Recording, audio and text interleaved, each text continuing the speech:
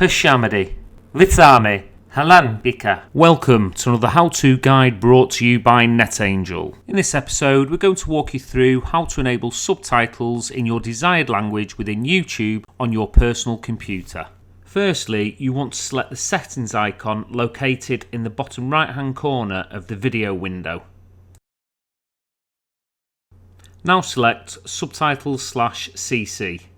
Now select English Auto Generated, and you'll notice once selected the subtitles will automatically appear at the bottom of the screen. Select subtitles/CC English Auto Generated, then select Auto Translate. You'll then be presented with a list of languages. This is where you'll select your desired language, and in this scenario we're going to select Urdu.